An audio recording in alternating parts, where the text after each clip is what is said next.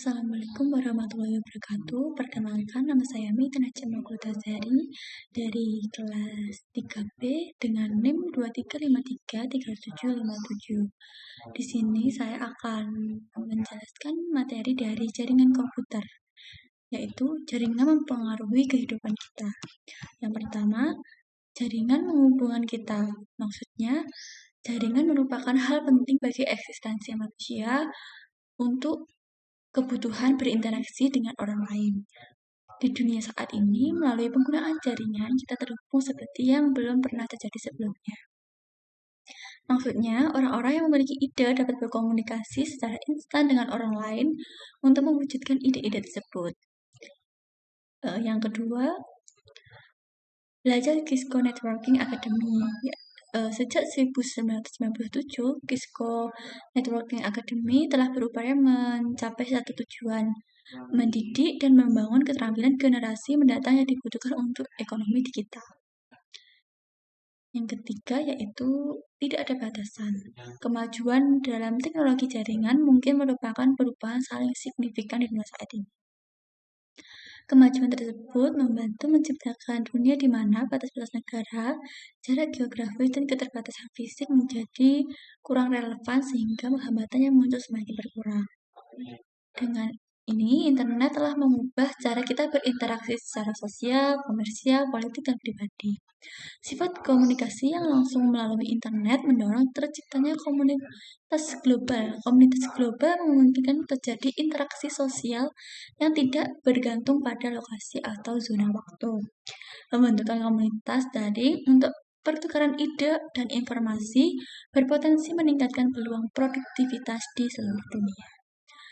Penciptaan cloud memungkinkan kita menyimpan dokumen dan gambar serta mengaksesnya di mana saja dan kapan saja. Jadi, baik saat kita berada di kereta, di taman, atau berdiri di puncak gunung, kita dapat mengakses data dan aplikasi kita dengan mudah di perangkat apapun. Selanjutnya yaitu komponen jaringan.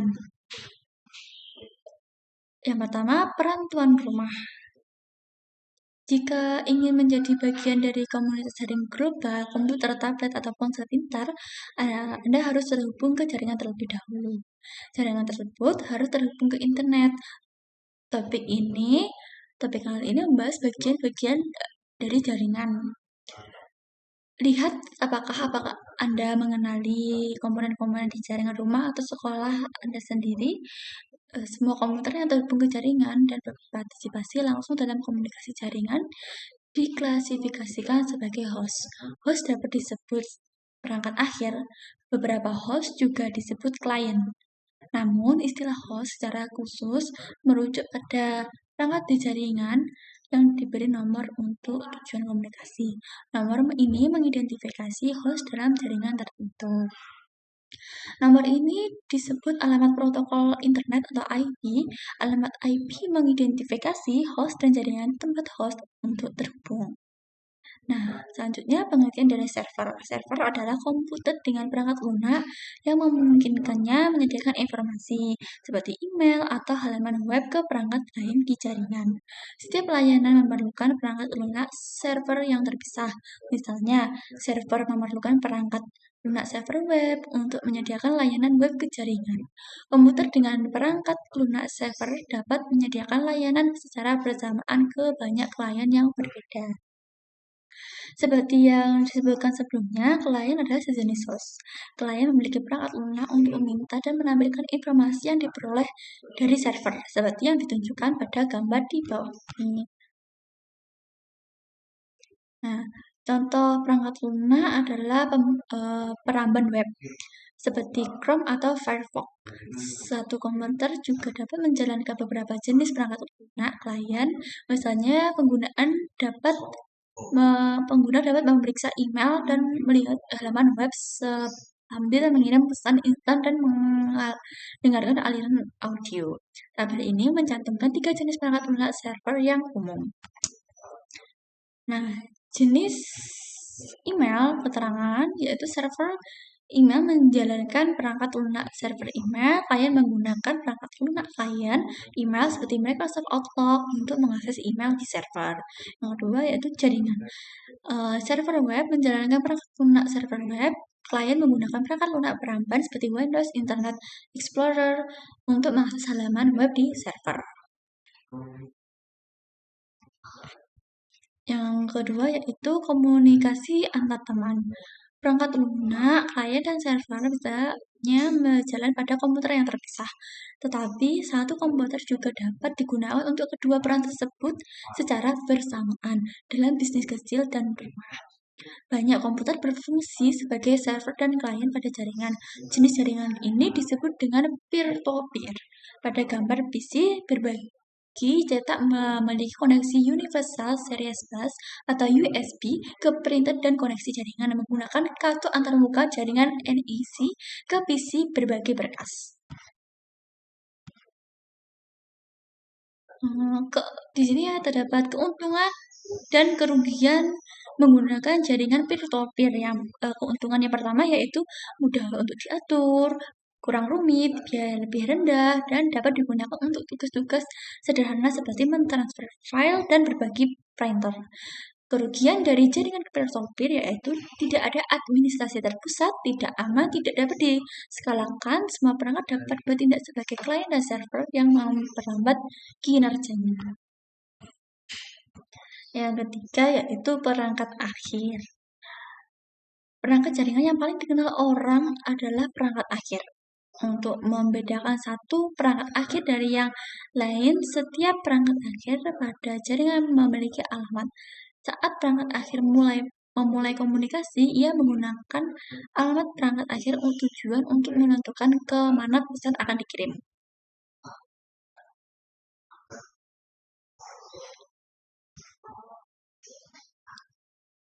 Nah, yang keempat yaitu perangkat perantara. Perangkat perantara menghubungkan perangkat akhir individual ke jaringan. Perangkat ini dapat menghubungkan beberapa jaringan individual untuk membentuk jaringan internet. Perangkat perantara ini menyediakan konektivitas dan memastikan bahwa data mengalir melalui jaringan. Perangkat perantara menggunakan alamat perangkat akhir tujuan bersama dengan informasi tentang interkoneksi jaringan untuk menentukan jalur yang harus diambil pesan melalui jaringan. Contoh, perangkat perantara yang lebih umum dan daftar khususnya ditunjukkan pada gambar. Seperti ini.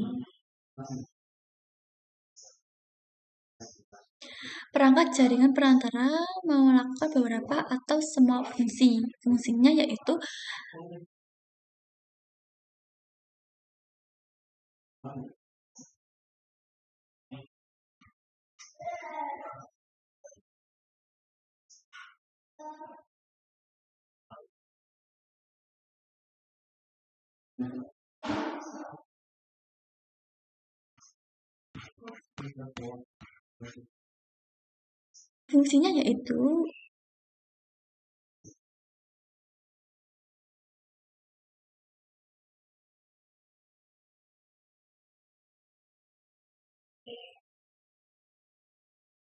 fungsinya yaitu regenerasi dari kirim ulang sinyal komunikasi, menjaga informasi tentang jalur apa saja yang Anda melakukan jaringan dan internet work, beritahu perangkat lain, langsung arahkan data ke jalur alternatif ketika terjadi kegagalan tautan. Setelah itu mengklasifikasikan dan mengarahkan pesan sesuai dengan prioritas, mengizinkan atau menolak aliran data berdasarkan pengaturan ke anak.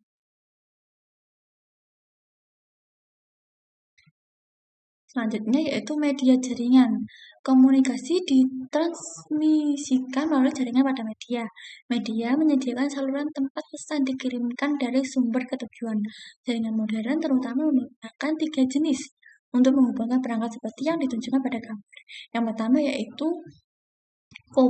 kawat logam di dalam kabel. Data digunakan menjadi impuls listrik. Yang kedua yaitu serat kaca